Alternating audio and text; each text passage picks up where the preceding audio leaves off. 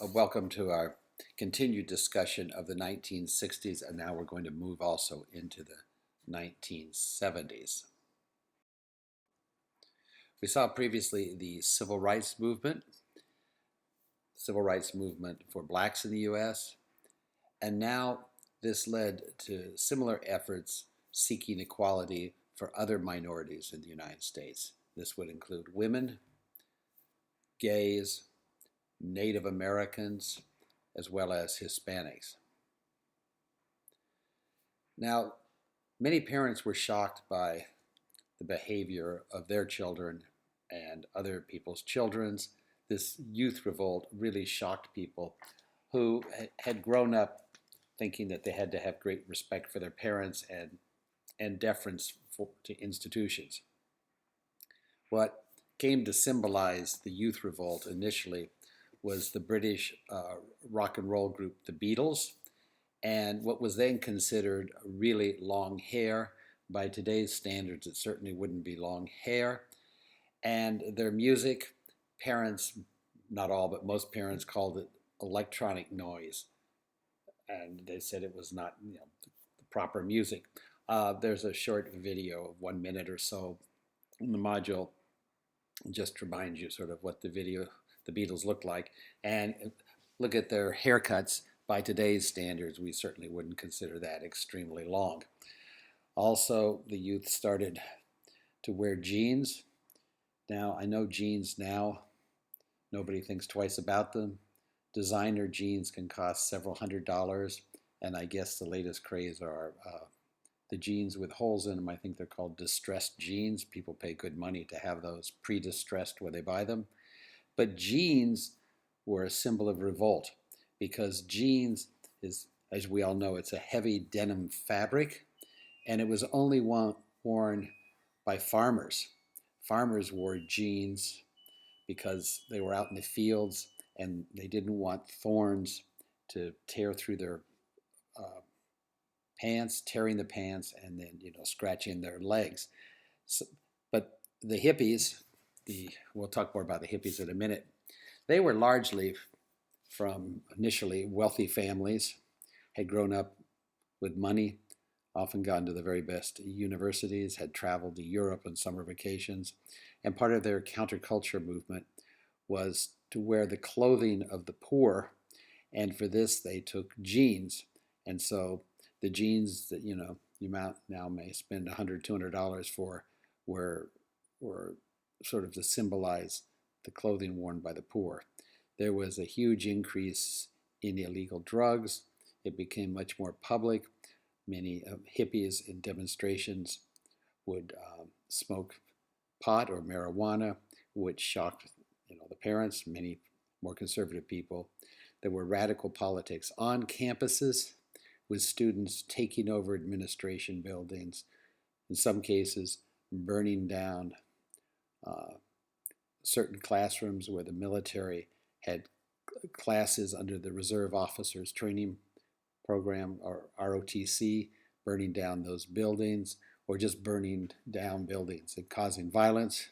And of course, the many anti-Vietnam War protests, which were largely centered in universities, particularly University of California at Berkeley, which is up near San Francisco, a very exclusive university, but it became sort of the central point. But many, many universities around the country had massive anti-war protests. And this, of course, was all covered extensively in the newspapers and particularly on the television. Now, a new left was set up by many of these particularly college students, and they rejected the so-called old left, which is the orthodox Marxism of the 1930s. And it was centered around an organization called the Students for a Democratic Society, SDS, which was active not just on a few college campuses, but 1,000 college campuses across the country. And members of the Students for a Democratic Society demanded free speech for campus demonstrations, and they were not bothered at all when the demonstrations turned violent. And that was the real problem. And the students focused their protests on the anti-war movement. It extended far beyond that. They would sometimes protest the destruction of trees on a college campus to build a new parking garage, or other issues. But the focal point was against the Vietnam War. Now, I mentioned previously in the earlier lecture that a draft was set up. It was called the Selective Service System, and it only about a third of the soldiers who went to combat in Vietnam were brought up in the draft. But initially, it did not include college students because college students could get a deferment on the draft because they were in an institution of higher earning. So what did that mean? It meant the students who didn't go to college were disproportionately affected by the draft. And back in the 1960s, many fewer people went to college than today. And many of the college students came from middle class or wealthy families because there was much less financial assistance available. So the result was what? Many of the people being drafted and forced to go to Vietnam were poor people, poor whites, but particularly many poor black people. So you found many more people sent into combat in Vietnam were black, and obviously more people going to combat, those are the ones who were getting killed. And we're not talking about support people here in offices, we're talking about soldiers actually going out into combat. Now, around 4,000 people received a draft notice telling them to go and report for a physical exam, which if they passed, they would be in the Army. And about 4,000 burned their draft cards, their notices, and which of course is a federal offense, and they went to prison for that. Around 56,000 people claimed they were what's called conscientious objectors, that their conscience did not allow them to fight in a war, and this was a legal, legitimate way to get out of combat. However, you would still be forced into the Army under the draft, and many of these people went to Vietnam, where they served as medics. They weren't carrying a weapon, and some of them, of course, were killed in the combat there. Still others went to Canada or Sweden. Sweden publicly welcomed people who did not want to serve in the military and who needed to flee the United States. And there's several videos showing the massive protests on university campuses. In 1968, that was a year with particularly high number of violent protests on campuses by student radicals. There's a video in the module showing one such protest at Berkeley in California. And the governor of California at that time was Ronald Reagan. And this is like a 2 or 3 minute video. And near the end, you'll see Ronald Reagan speaking very forcefully to the campus administration about the students. Now, the same year, 1968, there were violent protests on university campuses, and the same year, Martin Luther King Jr. was assassinated in Memphis, Tennessee, and Robert F. Kennedy was also assassinated. And there were widespread riots in the inner cities of Detroit, Newark, Los Angeles, and a few other cities. So the average American looking at this was, on their nightly television or scanning the newspaper, saw quite a bit of unrest and assassinations and whatnot in the United States. So many Americans now were really concerned about the violence.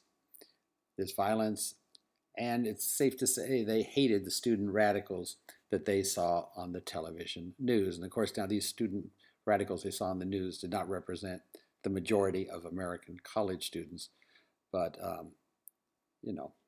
those are the people who ended up on the news.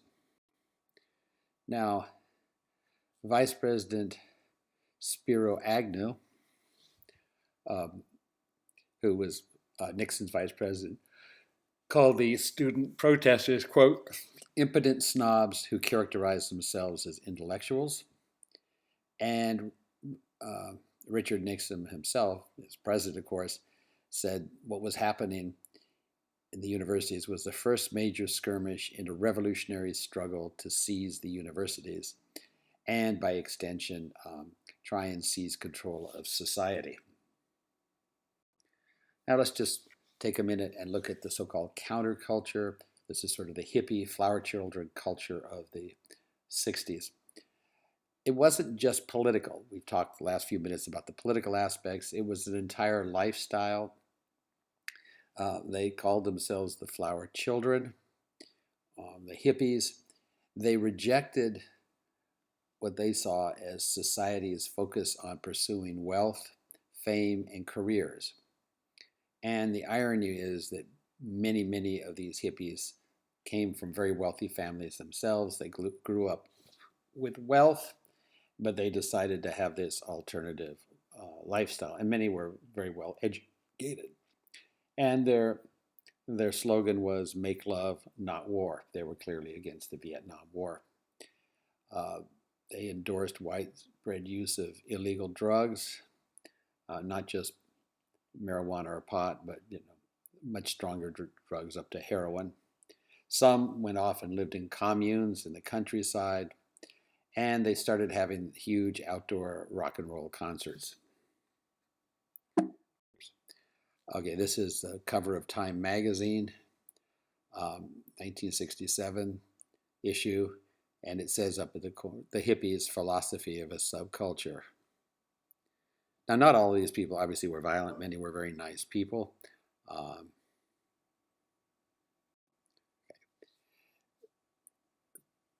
There was an increasing women's movement for gender equality under the law and in practice.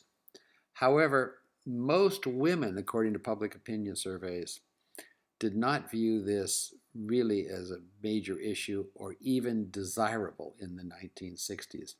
And one concern for many women was that women might be subjected to the draft and sent into combat in Vietnam. And of course, many men did not view that positively either. Well, in 1972, both the House of Representatives and the Congress did pass an amendment to the Constitution named the Equal Rights Amendment, which guaranteed gender equality under the law. And it was just a few sentences. However, it never became an amendment to the Constitution because you'll recall the process for amending the Constitution requires that 3/4 of the state ratify or approve the amendment. And the 3/4 of the states never ratified the amendment. It had a time deadline during which a number of years during which it had to be ratified. And so it just died there. Now, during this period, there was also a very controversial Supreme Court decision, and it still remains extremely controversial. It's 1973, the Roe versus Wade decision, which essentially overturned state laws that prohibited abortion during the first 3 months of pregnancy. So Roe versus Wade, in general terms, does permit abortion during the first 3 months of pregnancy. Now, this generated a huge conservative backlash when the decision was announced. Roe versus Wade, by the way, has not been overturned by the Supreme Court, so this decision is still binding.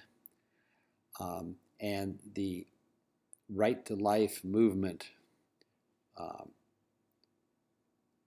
really became strong at this point, and it led to a real increase in the conservative political movement in the 1970s and after. Now, in 1968 election, Richard Nixon said that he represented the great silent majority. They were fed up with hippies, and he said these people, sitting at home, working, obeying the law, paying taxes, you know, many of them shared his views. They didn't like feminists, uh, radical students, affirmative action programs, and what Nixon called the general permissiveness of society. And so his campaign slogan was to restore law and order to American society. Now, Richard Nixon himself had been raised in poverty. He had worked in a number of jobs and worked his way up, and of course become a member of the House of Representatives, and then Eisenhower's vice president. Excuse me. And he had a reputation of being sort of a tricky politician. They called him Tricky Dick, that, he wasn't honest. And there was a scandal when he was Eisenhower's candidate to be vice president in 1952. And I've attached the video in the module. Just watch the first 2 minutes of it. It's the background is there were newspaper reports and rumors that Nixon had accepted bribes, and so what he does, he starts off the video. The video starts where he's saying, "Well, here are my financial statements. This is all that Pat was his wife, Pat Nixon, Pat and I own. This is everything. But there's one thing I've got to tell you.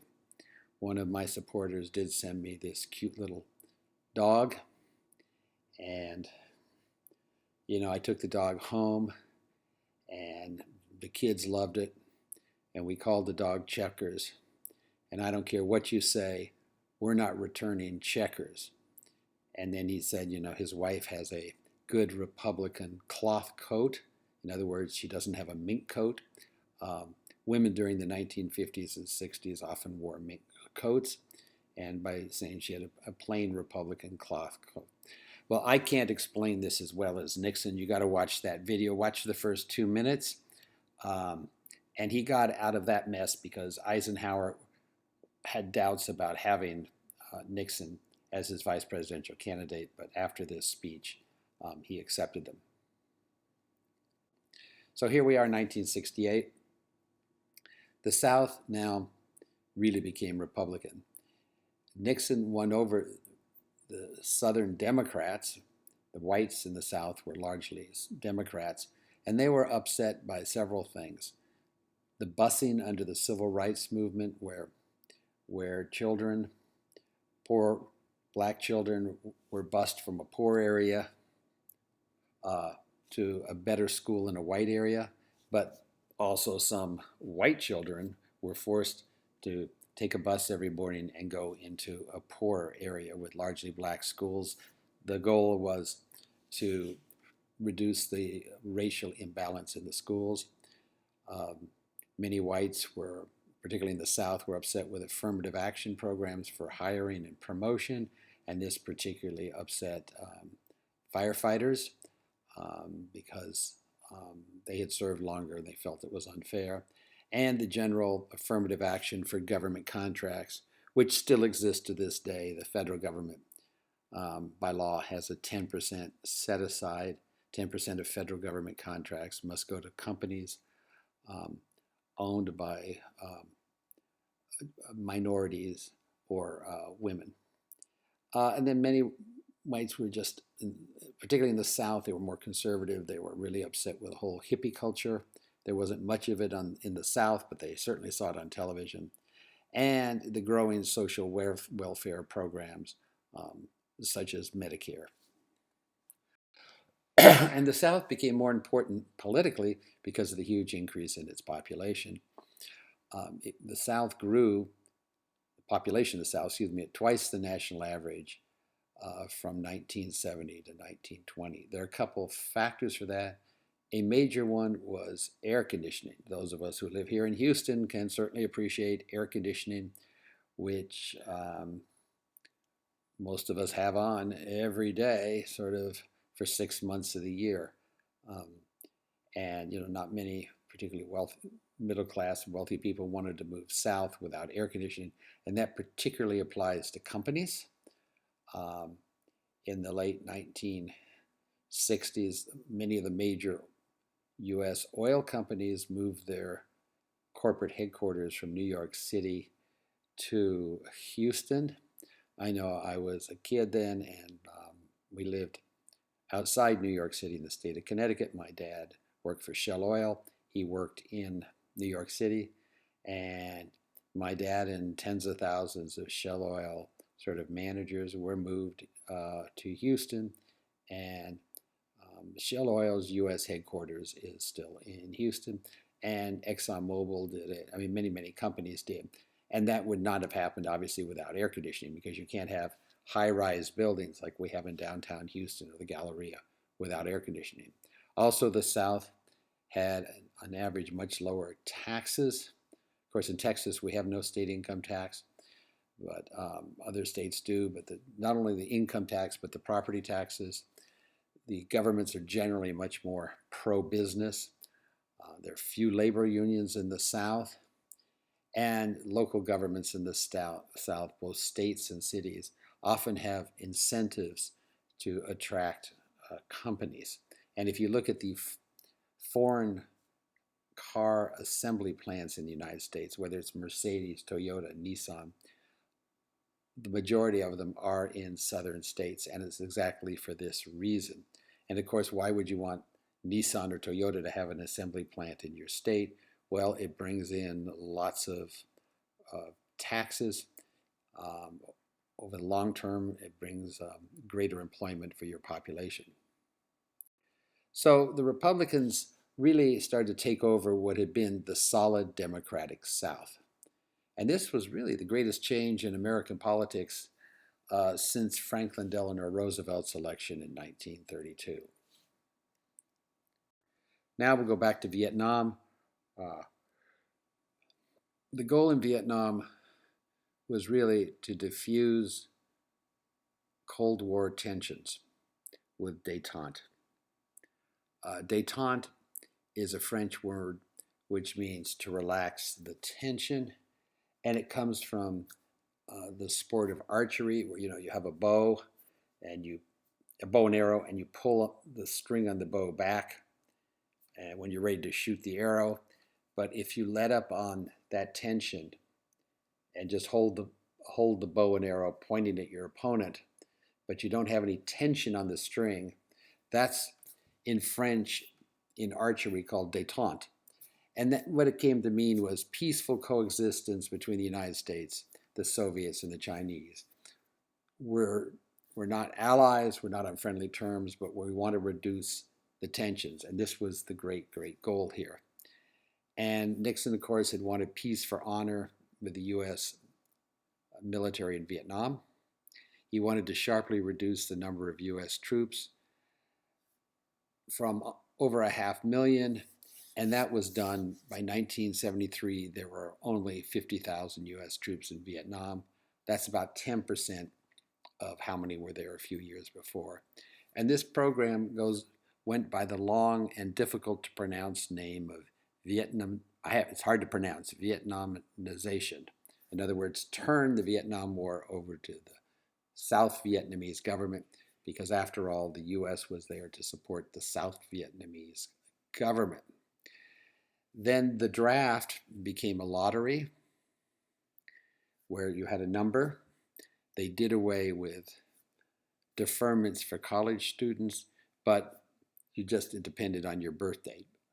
Then in 1973, when they needed far fewer troops in Vietnam, when they went from 500,000 to 50,000, it turned, the U.S. military became all volunteers. And the U.S. military, until today, is all volunteer military. Although, as I mentioned in another lecture, there's a requirement that all males at the age of 18 register for the draft or selective service system. These efforts kind of diffused the anti-war movement. there were fewer troops there, and when it moved to all volunteer army. Now, there was heavy bombing in North Vietnam that had continued. In 1970, the U.S. sent forces, which we called it an incursion rather than an invasion, playing word games here, into Cambodia, the neighboring country of Cambodia, on the grounds that it was providing a sanctuary for the Viet Cong, who were living in Cambodia and would attack South Vietnam and then escape to their sanctuary in Cambodia. And also the Ho Chi Minh Trail from North Vietnam passed down through Cambodia. This heavy bombing and U.S. sending troops into a neutral country of Cambodia actually led to huge anti-war protests. The Nixon administration said, well, Cambodia is not neutral. It is actually providing sanctuary for the Viet Cong. And during these protests, there was a very, very terrible incident at Kent State University in Ohio. There were large protests, and so the governor of Ohio sent in the National Guard to assist the local and university police. One of the National Guard members panicked and started shooting. Several started shooting, and 4 people were killed. They were not even participating in the protest. Just the bullets went flying, and those National Guard troops actually were prosecuted for that. So here's the map of what was happening. You can see Cambodia there in the south of Laos in the orangish color, and the Ho Chi Minh Trail was going through there, and so the U.S. Sent troops in. And this is a photo of one of the 4 unfortunate bystanders who was shot. He wasn't deliberately shot, but nevertheless he was shot and killed by the Ohio National Guard. Well, as you've come to see, there's quite turmoil in the U.S. Every time you turned on the news, it was one thing or another. Then in 1971, the so-called Pentagon Papers were published by the New York Times. And these were very secret internal Defense Department documents which showed, when they were public, that the Defense Department had not been telling the full story about Vietnam. There were many lies from the public spokesman.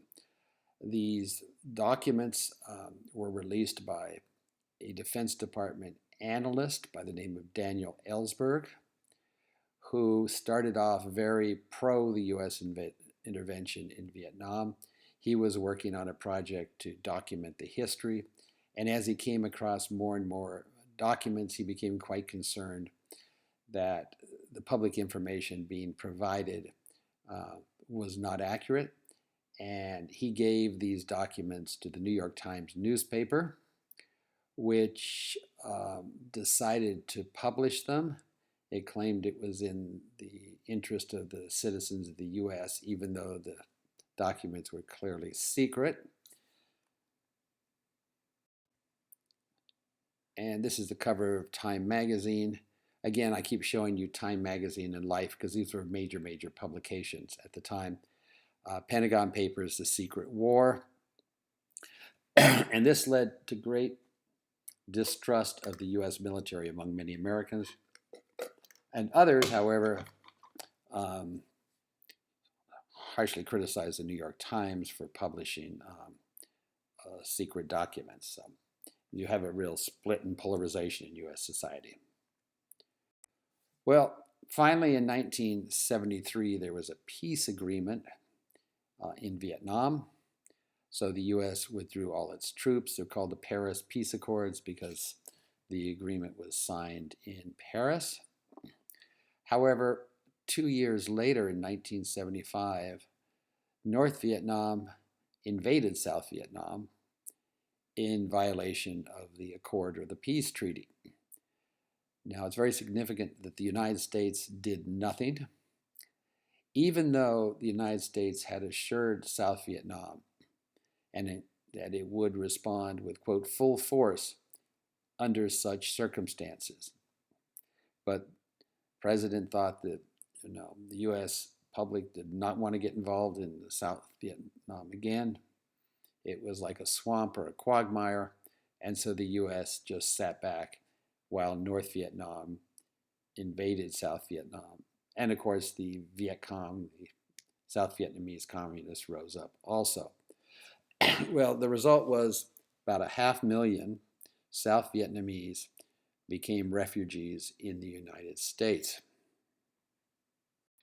Here we have a photo of helicopters taking people out of Vietnam. There was a mass panic.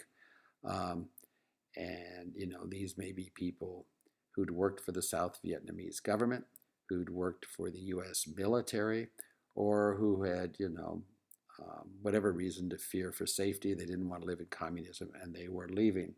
The next photo is quite tragic. Here we have a photo of one of these helicopters leaving. People were so desperate to get out, and they were told, sorry, no more in this helicopter, and they were afraid there wouldn't be another one. So people would just grab onto the helicopters outside, and of course you can only hold on so long, and the helicopter blade has tremendous wind it produces, and so these people fell to their death. This is the United States Embassy in Saigon, the last people leaving by helicopter. I might add my father and mother lived in Vietnam right at this time.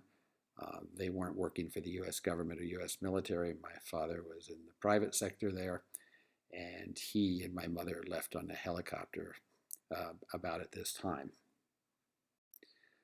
These are the U.S. Marines who guard U.S. embassies around the world, and here they are. They took the seal down from the United States Embassy in Saigon. This is an iconic photograph of the U.S. withdrawal of South Vietnam, and many Americans expressed great humiliation about the U.S., quote, defeat in Vietnam. Now,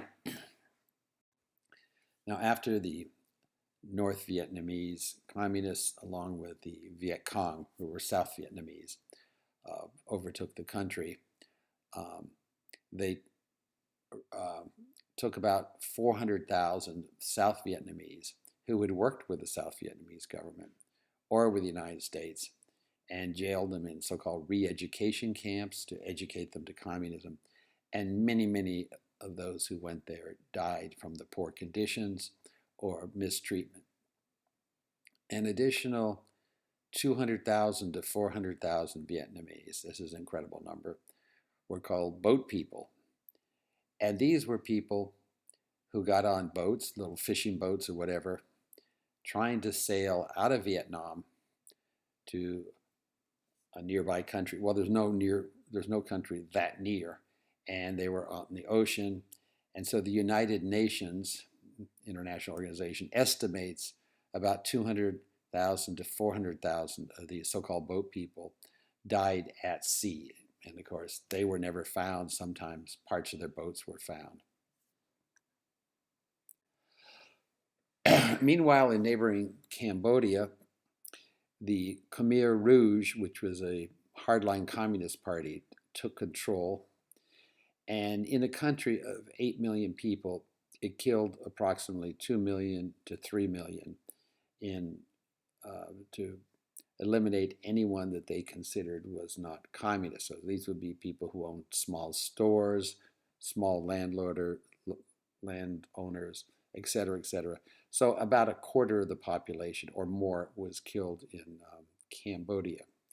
In Laos, there were similar uprisings, less bloody, but many Laotians ended up as refugees. Now, while all this was happening, and it was very well documented, most United States anti-war groups who had protested vigorously U.S. involvement in Vietnam, most of those groups just remained silent on what was happening. For its part, the United States accepted over 1 million refugees from Vietnam, Laos, and Cambodia. And many of the refugees resettled in the Houston area. And I've had many students tell me that their parents came over at this time. Now, what is the legacy of Vietnam? Well, the most immediate legacy, of course, were those killed and injured. 50,000 Americans lost their lives in Vietnam. 300,000 were wounded. And when you think of 300,000 wounded, these weren't scratches for most. Of the 300,000, 100,000 lost one or more limbs in Vietnam, and many others were paralyzed. It was a tragic toll. Of course, more South Vietnamese soldiers fighting for the government of South Vietnam lost their life. And as in any conflict, the enemy, the so-called enemy, North Korea and the Viet Cong, had higher losses than the U.S. So it was a very, very bloody conflict that lasted many years. There, in the 1980s, a new memorial was set up in Washington called the Vietnam Memorial, and it has the names of all the dead and missing Americans. This is the memorial. It's set up on what's called the Mall, which runs from the Capitol building down through the Washington Monument to the Lincoln Memorial. And you can look at it, and it's dug into the ground, and it has those pieces of, I think they're granite or marble, have etched the name of every single American man or woman who died in Vietnam. This is a close-up. And next to some of the names, they have a special symbol that means that they were missing in action and their bodies have never been found. And it's very dramatic to go there, particularly when it first opened. I was living in Washington, D.C., about a 5-minute walk from this memorial. And I remember going there the first weekend it was open, and it was just tragic to see so many people coming with photos of their loved ones, and they'd find their name next to the photo.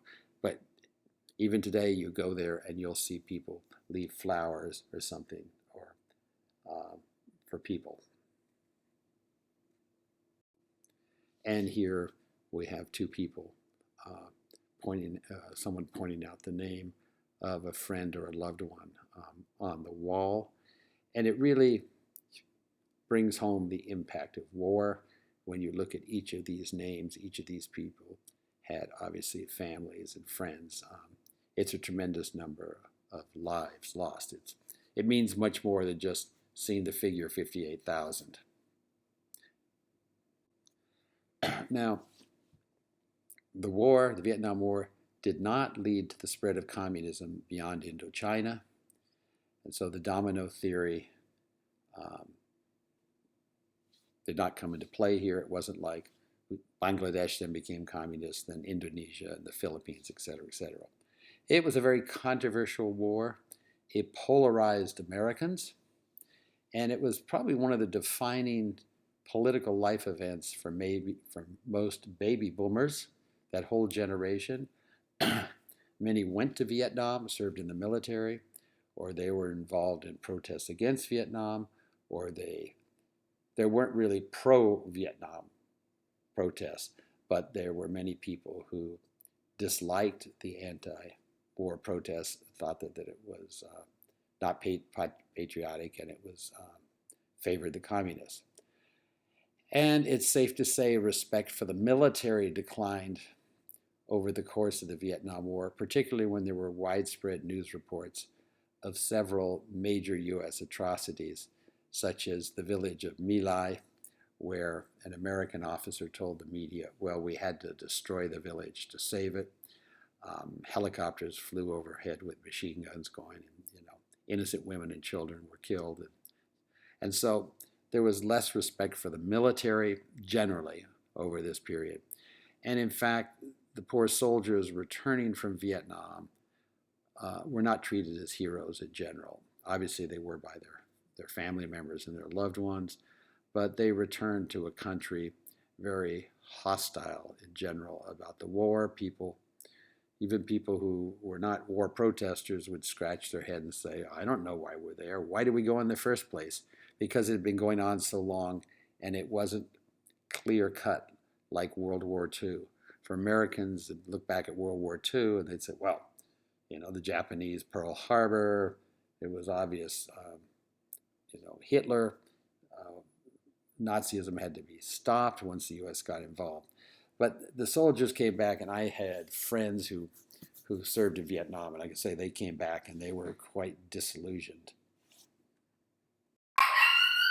Well, Vietnam raised a real fundamental question that's still relevant today for foreign policy. Is nation building? Nation building is something like you go into a country like Vietnam and you try and make it into a viable democracy with a rule of law, much less corruption. Is that possible in a country or region that lacks any historical experience with democracy? And this was a real question during the Vietnam conflict. Some would say, well, the South Vietnamese government was a dictatorship, which it certainly was under Diem and others, and it was replaced by a communist dictatorship. And despite many best efforts by the United States, and not only the military, there were many U.S. economic development agencies active in Vietnam, etc. Is this really possible? And the question is relevant today. Many people ask the question about, for instance, Iraq or Afghanistan, in which the U.S. has had forces for almost 20 years. And in addition to military, huge amounts of expenditures on government reform efforts, promoting the rule of law, economic development. Is that possible? Well, it's not for me to tell you what to think, but that's a question that is being asked, not just in the United States, but in many European countries as well. This so-called concept of nation building. Excuse me. Now let's look at Nixon's foreign policy after Vietnam. Well, the U.S. foreign policy radically changed. President Kennedy had said the U.S. would, quote, pay any price, bear any burden to win the Cold War. And that's essentially what we did in Vietnam. We went in, we paid a huge amount of money and a huge cost in terms of dead and wounded over a number of years. Now Nixon articulated the mood after U.S. withdrawal from Vietnam. America cannot and will not conceive all the plans, design all the programs, execute all the decisions, and undertake all the defense of the free nations of the world. This is really a dramatic change from President Kennedy, and I think Nixon's statement there is not just for the Republicans, but I think it fairly represents the views of the majority of the Americans. Now, the détente, or the relaxing of tension with the communist country, was a major outcome and accomplishment for Nixon. He did recognize Communist China, country of People's Republic of China, and established diplomatic relations with the PRC, People's Republic of China, which continue this very day. And in doing so, he broke diplomatic relations with the Chinese government in Taiwan, which calls itself the Republic of China. And so the United States Embassy in China now is in Beijing, the capital of the People's Republic of China. We do not have an embassy in Taiwan, the Republic of China, although we do have sort of a quasi-embassy. We have a commercial building there, and people actually resign from the State Department to go work there. But it serves as a liaison with the Republic of China. And I remember I visited there once And at the airport, I didn't show my diplomatic passport because the United States doesn't recognize the country. So I went in as a tourist. Um, and But this is sort of recognizing reality, whether the United States liked communist China or not. The fact was the communists had been in control of China for over 20 years. And so it's recognizing the de facto government. Now, the Soviet Union became very nervous when the US and China established relationships. That's called rapprochement. That's a French word which is used in diplomacy and means a warming of relations. Well, because of this, Nixon went to Moscow sort of to reassure the Soviets that the United States and China were not going to gang up to fight the Soviet Union. And while he was there, a very, very important treaty was signed, the Strategic Arms Limitation Treaty, known by its acronym SALT. And this limited the number of missiles with nuclear warheads that each country would have. It did not eliminate them, but it limited them. And there was a whole system set up of verification. It also prohibited missile defense systems and that ensured the continued worldwide threat of mutually assured destruction, or MAD. So if either side use nuclear bombs. And we looked at the mutually assured destruction issue earlier in the course.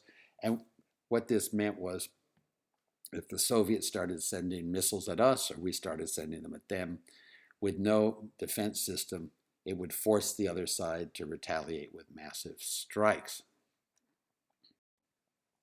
Finally, I'd like to go through briefly the Watergate Scandal. I find many students have kind of heard of it, don't really know what it is. First of all, this led to the resignation of President Nixon, who left the presidency in disgrace. The Watergate, first of all, refers to these apartments and office buildings you can see in the foreground. This is in downtown Washington, D.C. It's called Watergate because there used to be a canal there 150 years ago, and there was a gate to let the water in and out. But anyway, it's called the Watergate Canal. They're very luxurious condominiums, and there are also some offices in there. By the way, I lived in Washington when I was there for 8 years in an office. I couldn't afford to live in the Watergate. It's quite expensive. About 2 blocks away in one of those smaller buildings. First thing, by the way, anyone who goes to Washington, D.C. says, wow, there are no skyscrapers here.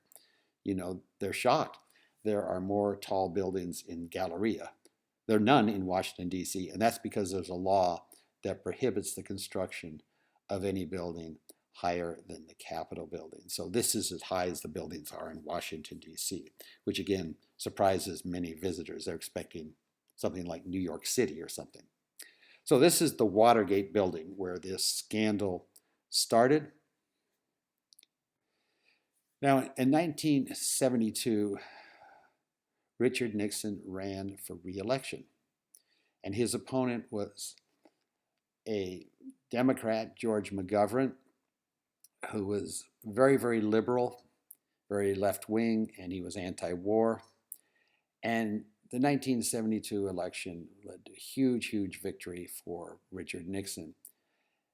In the Electoral College, Nixon won 520 votes, and McGovern only got 17 votes, 10 of which were from his home state of Minnesota. So he did poorly, to say the least. And also astounding was Nixon won 61% of the popular vote, of the votes. So a huge, huge victory for Nixon. Well, what happened was during the campaign, Nixon's staff, and it was pretty clear with Nixon's direct knowledge and encouragement, engaged in illegal activities. And these were called dirty tricks. Now, I gave you the results of the election to let you know what they did with these so-called dirty tricks or illegal wiretaps. this was not necessary for Nixon to win.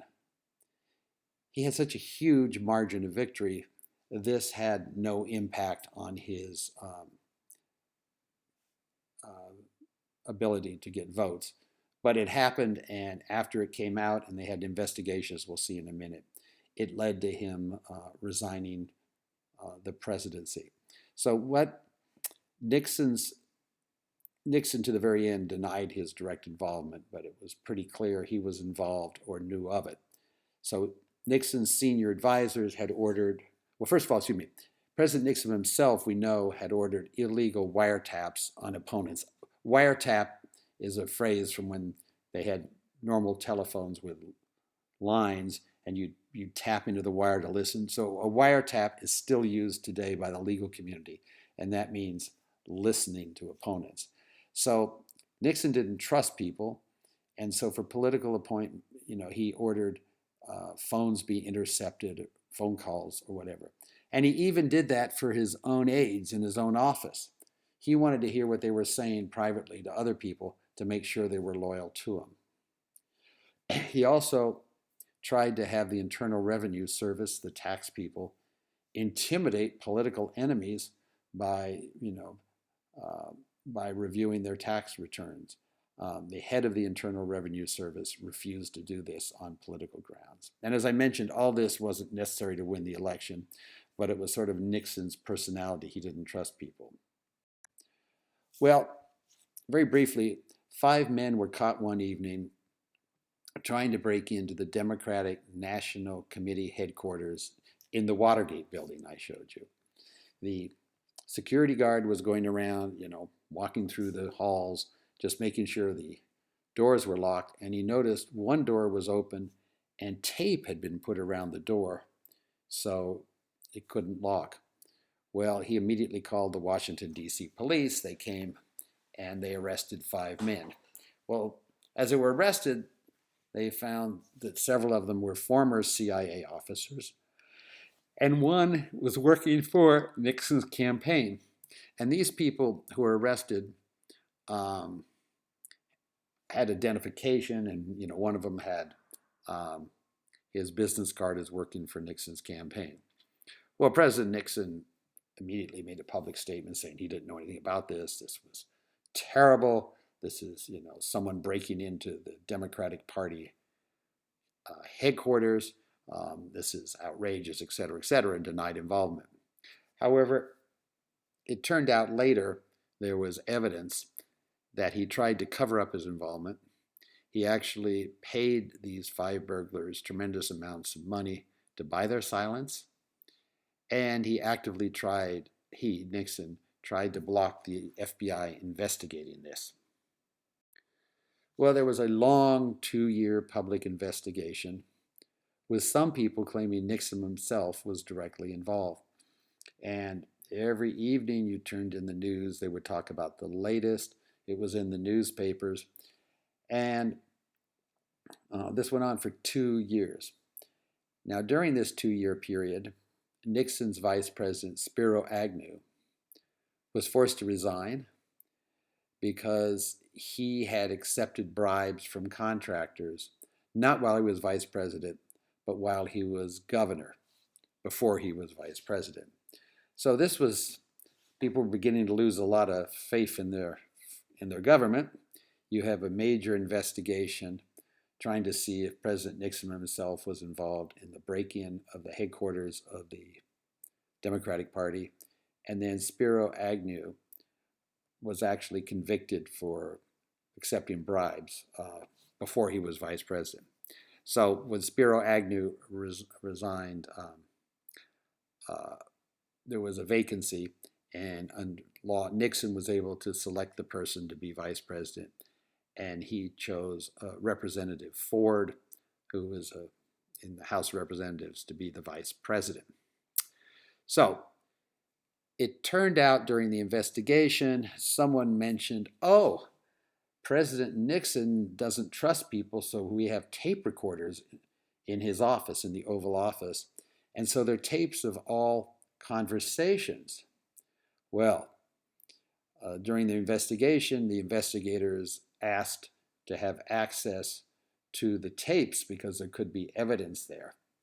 Well, Nixon and his lawyers refused to release the tapes.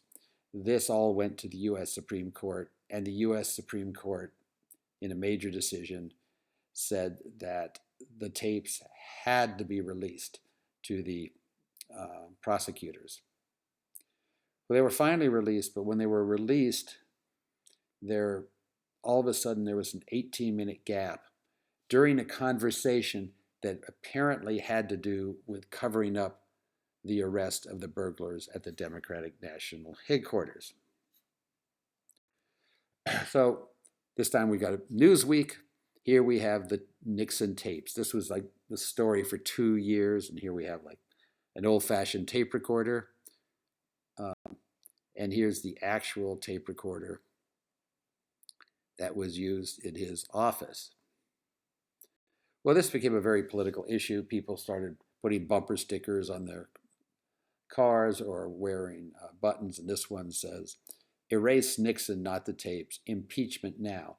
And of course, impeachment is the process by which the House of Representatives would impeach the president, and the Senate would then have a trial to find guilt or innocence. And this is the way, obviously, to remove a president, the only way to remove the president. The question is, well, why was there an 18-minute gap? President Nixon's secretary, who had been with him for many years, said, "Oh, I guess I moved and accidentally hit an erase button or something," which raised a lot of questions. Was she lying just to protect him or what? So during this long process, it became more and more evident that there was some guilt here of Nixon. Whether he knew about the break-in before it occurred was not 100% clear, but it became clearer and clearer that he knew about it once it had occurred and he was trying to cover it up. Well, finally, a group of Republican leaders from his own party, so he went to the White House and told him he should resign because the House of Representatives in the next few days would certainly vote to impeach him for these allegations, and also told the president that his own party, the Republicans, would vote to impeach him. And when that would happen, he would still be president, but then it would go to the Senate. And the Republican leaders in the Senate said, "Well, sir, based on what we have, we're all going to vote to convict you. So we suggest, for the good of the country, you resign." So he resigned. Now, the Gallup poll, which is public opinion survey, at this point showed that his popularity in the country was 17%, an incredibly low figure for a president, 17%. So Nixon resigned. He was the first president ever to do so. He gave a widely watched address to the American people, and the video of that, it's a 2 or 3 minute video, is in the module. He did not admit guilt. All he said in a rather somber voice was something to the effect that because the Watergate scandal is taking so much of his time and it's distracted the Congress, he doesn't think he can achieve his program. Therefore, he's stepping down from the presidency. Here we have a photo the next day. This is the back lawn of the White House, the South Lawn. The president gets in his helicopter and he has his V for victory sign, and he's resigned. And then, of course, Gerald Ford became president. He had been the vice president. And it's very interesting. Gerald Ford was the only person to ever serve as both vice president and president without having been elected to these offices. He had only been elected as a representative in the House of Representatives. Well, within days of becoming president, Gerald Ford immediately gave Nixon a full, free, and absolute pardon, so Nixon could not be tried he wouldn't be impeached because he was no longer president, but he could no longer be tried in a federal court. Well, needless to say, public confidence in politicians plummeted to an all-time low.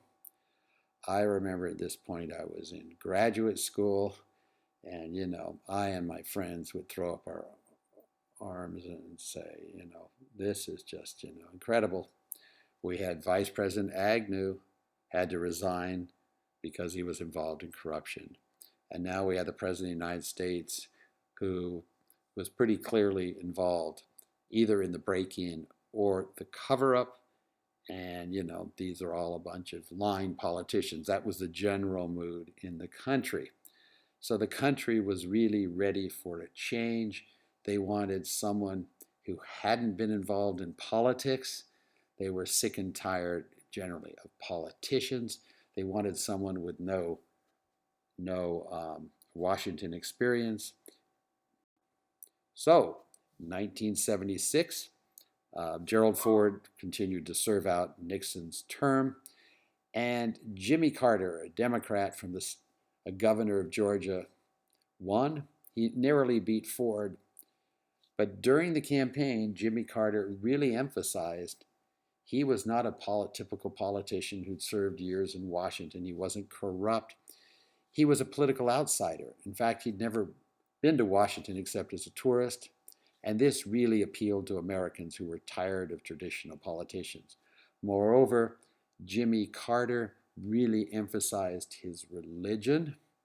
His profession was a peanut farmer, and so in his advertisements it showed him out in the fields with his wife and the peanuts they were growing. I mean, he had a big peanut farm, and on Sundays he taught Sunday school, and so he would always quote from the Bible. So many people thought, well, here's a decent man who's not corrupt Washington politician.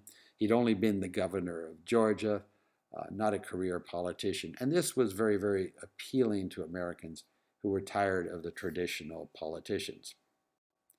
And finally, this same theme that Jimmy Carter used, that they were outsiders in Washington, they weren't traditional politicians, this was later used to great success by others who won the presidency, by Ronald Reagan, by Bill Clinton, George W. Bush, and of course, most recently, Donald Trump, who won the 2016 election. They all stressed this theme.